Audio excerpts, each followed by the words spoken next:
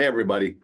It's June 3rd, 2025. This is our daily truth for the Institute for Common Power. I'm David Domke. I'm a professor with the Institute.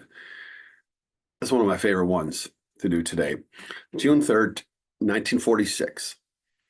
Irene Morgan, a young woman, African-American woman, won her court case at the U.S. Supreme Court.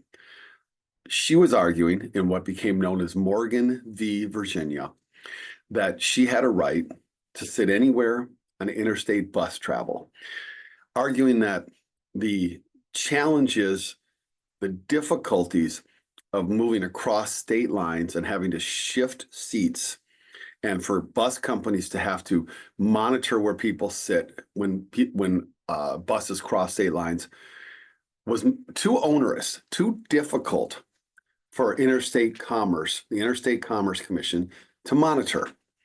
Interstate Commerce Commission was a federal endeavor. It is a federal organization. And she said that the ICC, it was just too difficult for them to enforce segregation in segregated states and to enforce desegregation in desegregated states. Went all the way to the Supreme Court, and the court ruled in Morgan v. Virginia in 1946 that indeed interstate bus travel must be desegregated, must be integrated.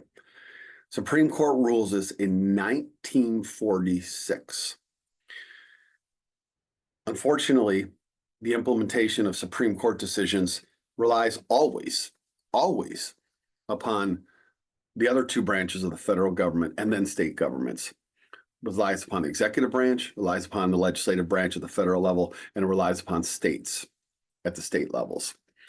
And none of them step forward to enforce these laws, to enforce this court ruling. And so segregated interstate bus travel lasted well into the 1960s, 20 plus years later, until the Freedom Riders in 1961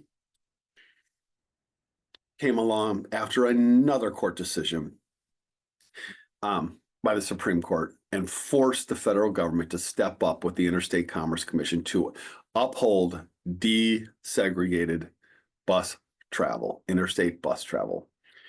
Irene Morgan, though, in 1946, a pioneer ahead of her time, arrested. She throws this warrant that had been given to her. She rips it up and says, "You don't have any place to give me a warrant to arrest me." She gets arrested. She takes it all the way to the Supreme Court.